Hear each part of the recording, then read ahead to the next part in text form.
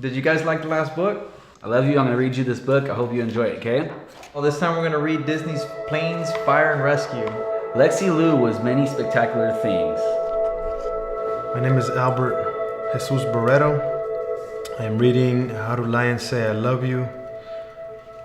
This is your grandpa. I'm reading you your first story.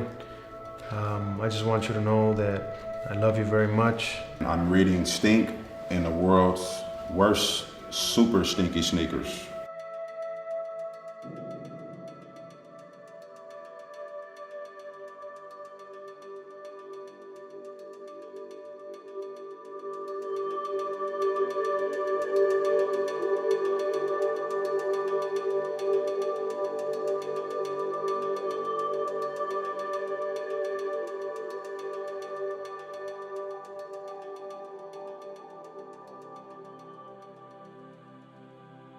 My wife and I used to always talk about, how could we make a difference?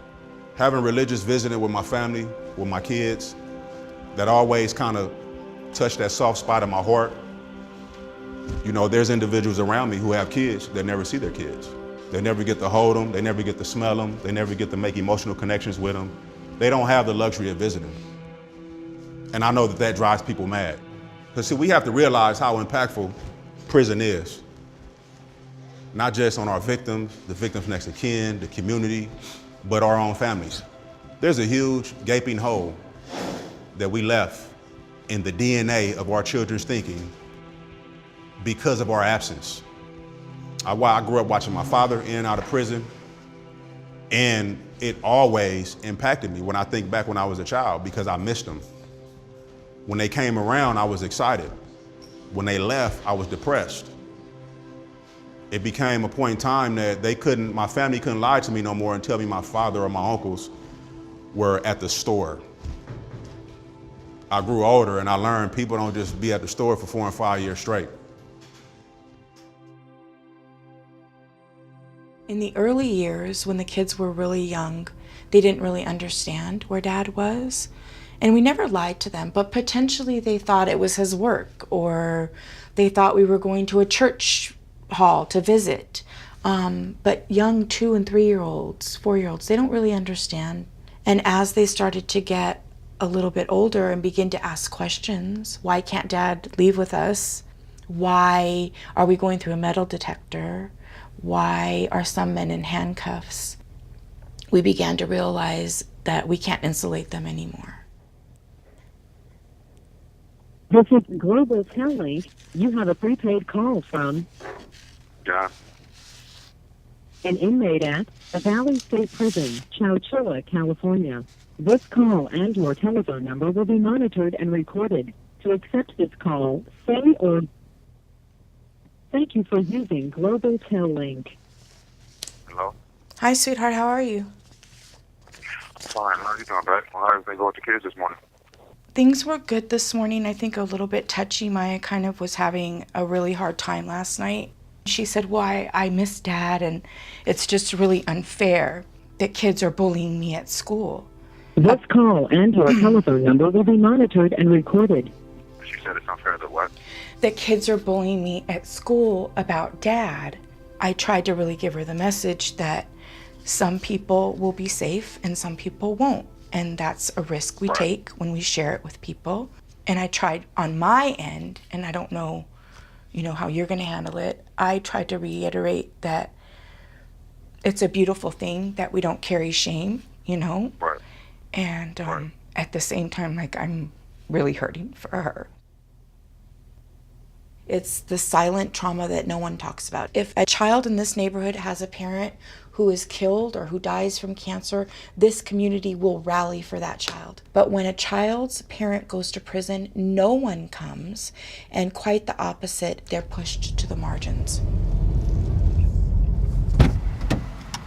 Hi, honey. Hey, Mom. How are you? I didn't know where you were. Trevor said that I was going with... I didn't know, so she called you. Oh, I'm glad she called me. How was your day? Good. So what about, I've been a little bit thinking about it today. How did it go with this boy who was bullying you? Because I wanted to come to the school, but I thought I would let you handle it. So tell me what happened. Nothing. Nothing? No, I tried to laugh it off with him. Tried to laugh it off? Yeah, because they were all laughing at me, so I tried to laugh with them. Did anybody know you were hurting? I think my friend Cece did. Yeah. Did everybody participate in it, or was there anybody? No, there was people who didn't laugh. Okay, that's good. You feel hungry? Yes. Me too. Okay, so good. We're on the same wavelength. Are we gonna go eat? I was thinking you might want to do a daddy kind of meal. You want to do like nachos or Yeah. what? Which one? Nachos. You want to do nachos? It has to be a good nachos. Well, so what does that mean to you? Velveeta and the right kind of sausage. So the dad stuff. Yeah.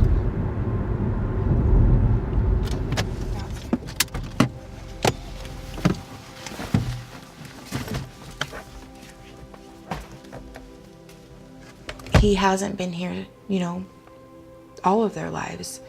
So our life is kind of what they know as normal.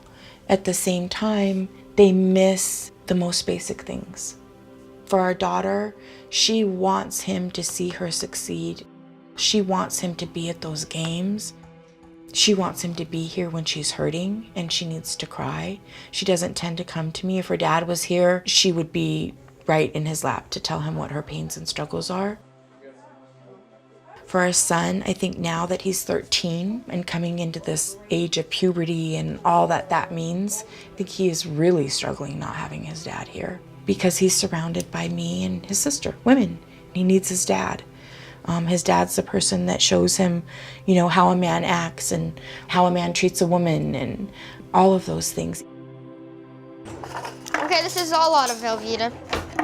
Yeah, get me the pan to do the sausage. So we got the summer sausage, the Velveeta cheese, beans, and the jalapenos. Typically with children and in family life, you deal with an issue and then you move on. And this issue we can't move on from right now. We do normal things like normal families do. You're really good. And for that time, we're able to forget that we're not normal.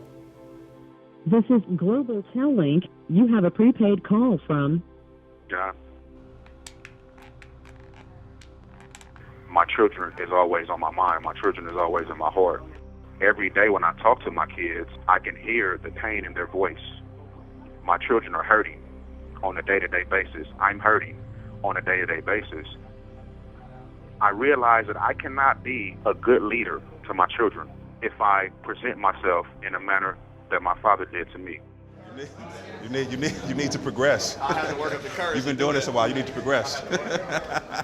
For me, Place for Grace is more than a creation. It's more than our staff and our volunteers coming in to facilitate these programs at every prison. Honestly, for me, it's a ticket that gives everybody else on my level currently an invitation to challenge their thinking patterns, an invitation to change the epidemic of violence, the epidemic of gangs, of drugs. I really would like to encourage each and every one of us to be a little bit more emotionally connected with our youth. You know, I just found out last week that my son got jumped into a crew right before a gang. He's trying to follow my footsteps, and I had an opportunity to talk to him a few days ago, and he just wanted to hear me. You know, that it was so hard for me because my father was gone most of my life. My father abused me, my father beat me, treated me like I was trash, and I found out recently through work that I ran from my family because I didn't want to be him to my son and my daughter. So having that opportunity to talk to him, which I didn't have, he told me, dude, I'm alone. You've been gone all my life, you know, and he listened to me. You know, now he's hanging out with Raul, they've made time, and he's coming back. So that quick, that's all he wanted to hear, his father. What's up, bro? You ready? I want to appreciate you. I want to tell you I appreciate you, man, for doing this class. Yeah. How many of us are here reading to our grandchildren? How many of us are here reading to our children? That's the whole point here inside this program, the Family to Child Literacy Project. It gives us an opportunity to make a difference. And trust me when I tell you that these books have a huge impact on them in their lives. A huge impact. Ready? Okay, hey kids, it's Daddy. Did you guys like the last book? I love you. I'm gonna read you this book. I hope you enjoy it, okay? I'm reading Stink and the World's Worst Super Stinky Sneakers. This is your grandpa. I'm reading you your first story. I just want you to know that I love you very much. Page 1. A hen says I love you to her chicks with a cluck. Swans mate for life cause they're truly love struck. Giraffes say I love you with their necks so long. The nightingale sings in a beautiful song. Elephants hug in their own special way. I'm here, my dear, is what they seem to say. Lions say I love you with a purr and a cuddle. Wolves say I love you with a howl and a huddle. Mourning doves like to bill and coo, and that's how they say I love you. It might not be a little while till you know me, but know that I'm doing everything I have to do to get there, to be with you, and I will be there for a long time, so just know that I love you.